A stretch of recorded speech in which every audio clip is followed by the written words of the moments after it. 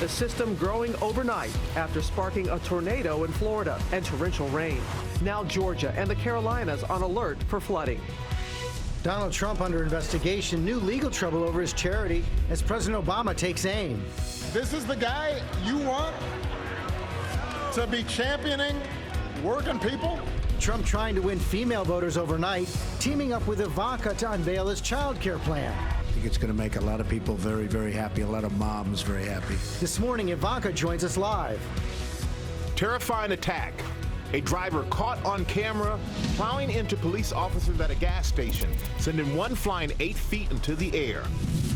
The fight to take down the suspect and the search for a motive right now. American athletes exposed. Secret medical records hacked from Simone Biles, the Williams sisters, and more, revealing the drugs they were taking during the Olympics. Russians suspected in the attack. The superstars responding this morning. Live in Times Square, this is GMA with Robin Roberts, George Stephanopoulos, and Michael Strahan. And good morning, America. Happy Wednesday. A lot to get to on this hump day, including Ivanka Trump. She's right here in the studio right now, standing by. We're going to speak with her soon. There she is. And Robin, you've got a big interview with Tim Cook, Apple CEO. That's right. And you got a chance to try out the AirPods. Yeah, there are other things to talk to him about, but yes, that's what everyone's talking about. I know. So many people. You're not the only one. So many people are curious about that. And you can see that I tried them out. So, of course, he defended them. We'll discuss that. But I was really there in Harlem. A wonderful program. Apple connecting with the high schools, schools across the country with the White House to connect kids to new technology. And that is critical. So we'll talk about that as well. But first, we're going to want to get to all that tropical storm Wjla news forming over Florida hours ago. Winds reaching 40 miles an hour, sparking a tornado. Rob Marciano in for Ginger. And you're going to tell us about the storm's impact. Yeah, I'll tell you, Rob, we were watching this. It's really a weak, unorganized system for several days, but got organized quickly yesterday and did some damage across Brevard and Volusia counties, ripping the roof off this house, 50-plus mile-an-hour winds, and as Robin mentioned, at least one tornado touching down, bringing down some trees as well. And we're going to have sustained winds with this, especially along the coastline. The center of it is basically right over Brunswick, Georgia, just hugging the coastline. So as it does that, it's kind of staying organized. We've got tropical storm warnings and flash flood watches that extend all the way into South Carolina. So we're going to have substantial heavy rain with this. The forecast for this keeps it inland, but if it stays right along the coastline, it may very well keep its strength for a couple of more days. And again, the heavy rain is going to be the main impact with this. George, back over to you. Thank you, Rob. We're going to get to the race for the White House now. Donald Trump under fire this morning, facing a blistering attack from President Obama and an investigation into his charity, while he prepares for his first debate with Hillary Clinton and unveils a new child care plan overnight. ABC's Tom Yamas is here with the latest. Good morning, Tom. George, good morning to you. Trump already firing back on Twitter, asking why the president is campaigning and not working. This as Team Trump prepares for another possible legal fight less than 2 months before the election. In a new plan announced overnight, Donald Trump, who at one point held up a baby, says he's committed to helping working mothers get more child care benefits. That means we need working mothers to be fairly compensated for their work and have access to affordable, quality child care for their kids. That's what we're doing. Also overnight, Donald Trump says he's going to be on his best behavior at the debate unless Hillary Clinton pushes him too far. I will treat her with great respect unless she treats me, in a certain manner, in which case that will be the end of that. But I'm certainly starting off with the feeling that I'm going to treat her with great respect. Trump's debate prep coming as he could be facing new legal trouble. New York Attorney General Eric Schneiderman now investigating the candidate's charitable group, the Trump Foundation. The inquiry comes after a series of reports by the Washington Post questioning Trump's donations. The Post citing tax records showing Trump had not donated to his own charity since 2008, and that the Trump Foundation used $20,000 in funds to buy a 6-foot-tall painting of Trump. The Trump campaign releasing a statement calling Schneiderman a partisan hack who has turned a blind eye to the Clinton Foundation for years and has endorsed Hillary Clinton for president. This is nothing more than another left-wing hit job. The new legal woes come as President Obama pinch hits for Hillary Clinton while she recovers from pneumonia. No matter how many times people knock her down and mess with her, she does not quit. This as BuzzFeed is out with a story showing hacked emails from Colin Powell reveal the former Secretary of State calling Trump a, quote, national disgrace who has no sense of shame. A spokesperson for Powell telling ABC News the emails were properly quoted. Powell did not know he had been hacked. And in those emails, the four-star general also bashing Clinton for trying to lump him into her email controversy. Powell says he told Clinton he used his personal computer for unclassified emails. Powell calls Hillary staffers minions and says the media isn't fooled and she's going to get crucified. George? Okay, Tom, thanks very much. Let's bring in John Carl for more on this. All right, so I think we can safely say Colin Powell not going to be endorsing anybody anytime soon. Yeah, that may be the least surprising information we've had. Yeah, but let's move on to these questions about the Trump Foundation now. You have that investigation in the Washington Post, possible investigation here in New York, questions being raised in Florida as well.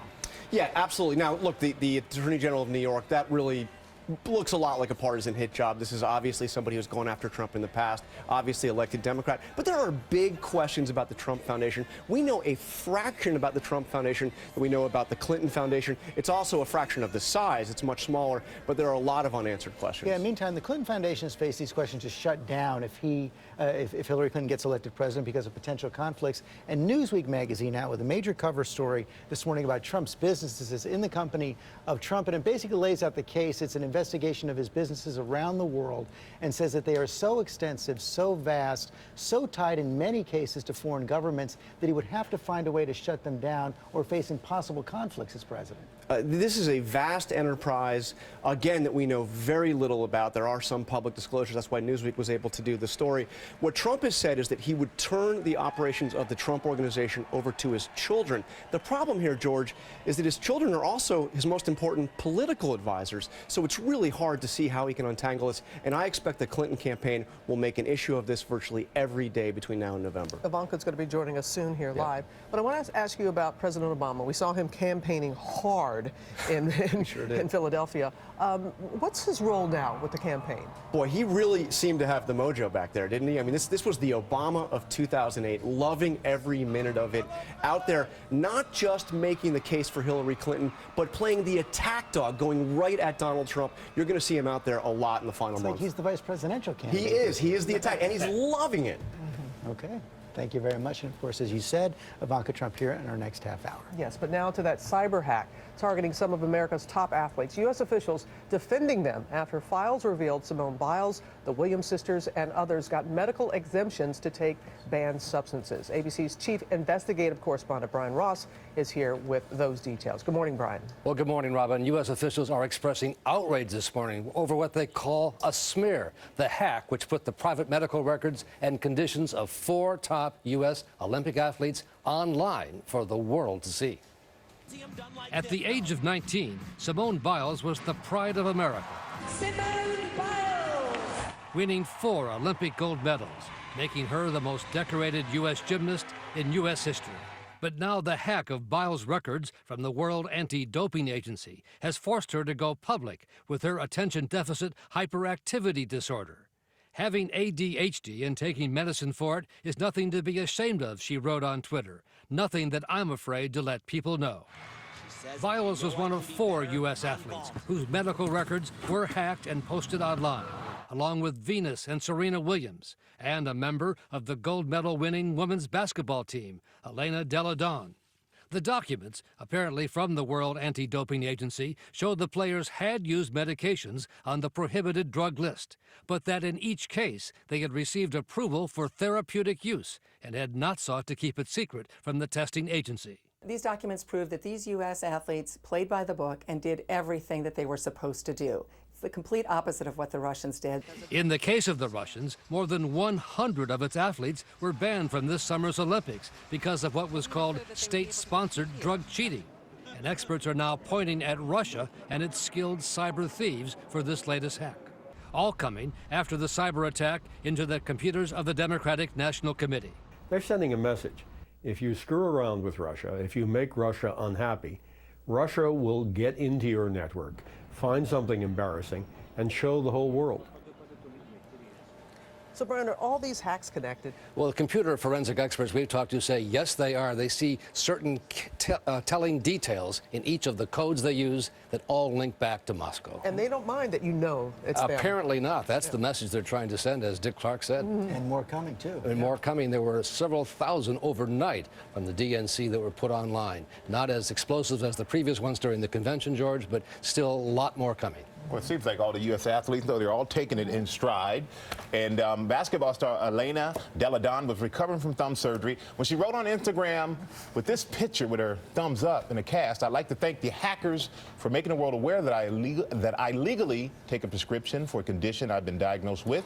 Thanks, guys. Because once again, they did nothing wrong. These athletes did nothing wrong. They played by the rules. They played by the rules and nothing to be ashamed of. Did it the right way. And Elena, happy recovery. Hopefully it's a speedy recovery for you.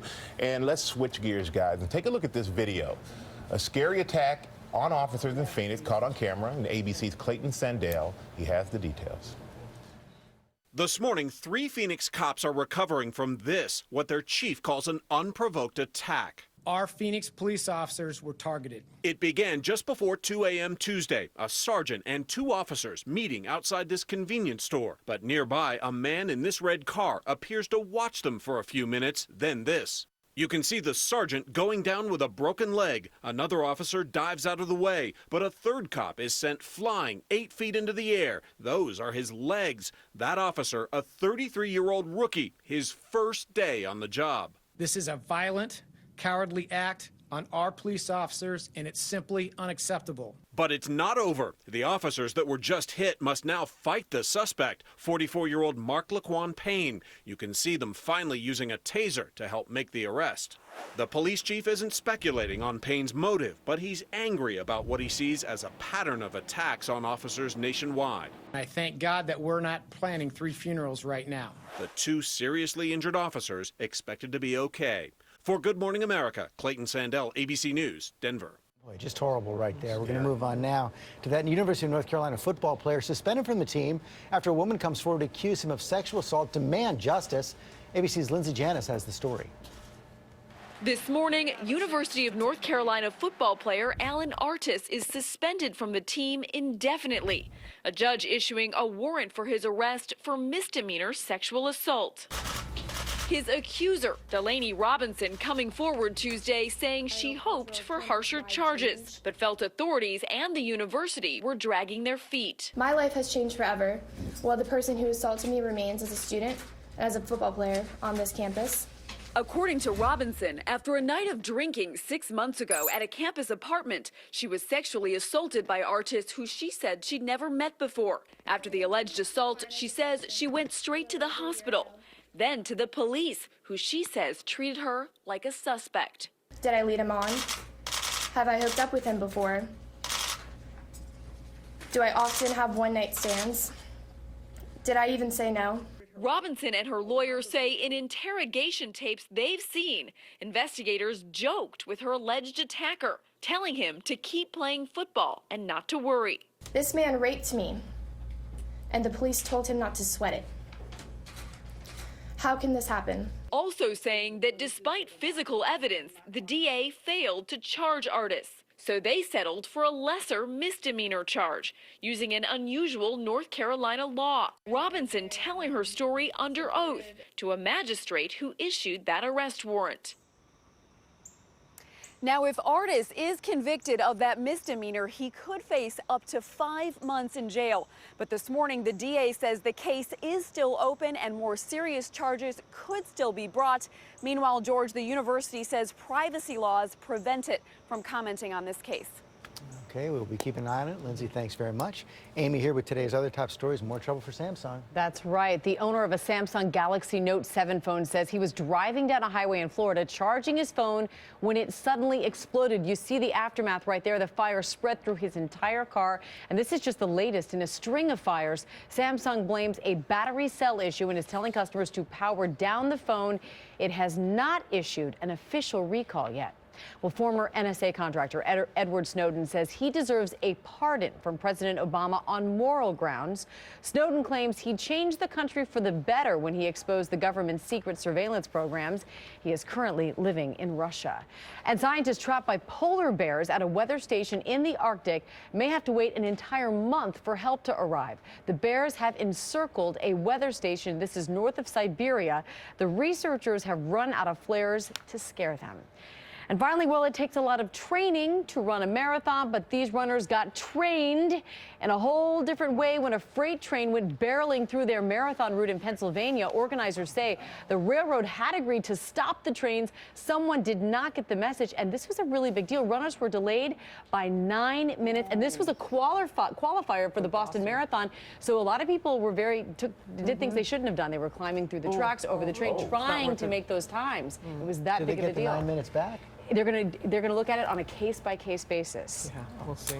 Train all that time, and then that happens. Oh, unfortunate. Hey, Amy, it's great to have you back.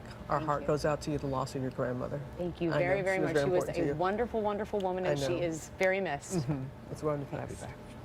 Now to our exclusive interview with Apple CEO Tim Cook. We sat down to discuss a variety of topics, including the new iPhone and those notorious AirPods, you know, the wireless headphones that are aspiring a joke or two online, so I had to try them out. iPhone 7. iPhone 7. Okay, so what sets this one apart? This is the best iPhone we've ever created.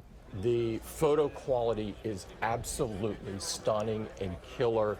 Now, in addition to that, battery life is longer. The performance of the iPhone is killer. We now have stereo speakers in here. You know, some folks are like, there is something that's missing. Well, the earphone jack. Yeah. Because, you know, people have been critical of that. You said it was courageous. What did you mean by that? Well, wireless is the future. And so when you decide on what the future is, you want to get there as soon as you can. Now, why is that important for the consumer? Well, that plug, that jack, takes up a lot of space in the phone. And there's a lot of more important things we can provide for the consumer than that jack. We can provide a larger battery. The stereo speakers I mentioned, those were also enabled because the jack is not there anymore. And if we could go back to the AirPods for a moment, Yeah, that was a big deal yeah. because people are fearful that, oh, this thing's going to fall out, Yeah. I'm going to lose them, how am I going to find them? Have you all discussed anything like that? You know, there's a little case that you put the AirPods in. Magnetically, they're sort of sucked down into the case. It's a great place to both charge them and keep them. I've been wearing them for a while, and because they don't have wires on them, the wires tend to help the earbud to fall out, right? Because it applies weight on those. By snipping the wires, I have never personally had one fall out. Oh, let me see those. Yeah, you got to see this. Let me see these suckers. You got to see this. And try it out. Okay. I've been on treadmills, walking, you know, doing all the things that Dancing, I normally do. Twerking. Yeah. Can I hear something? Oh, you can. One Republic. Let me put on some tunes here. I like this. I tried to shake them out because you're a runner. You want to know. I am mesmerized. I'm just sitting here watching, going, look at you talking about twerking. I like wow. twerking. But after you spoke to Tim Cook, they came out with iOS 10, but it wasn't as smooth as they had wanted or had a few problems. There were some problems. They apologized for it and got it fixed right away. But yes, we're going to talk about that school in Harlem. We were there. But we got to get to the weather and Rob. I want to show you this storm, guys. This is going to go down in the history books as one of the strongest storms on the planet.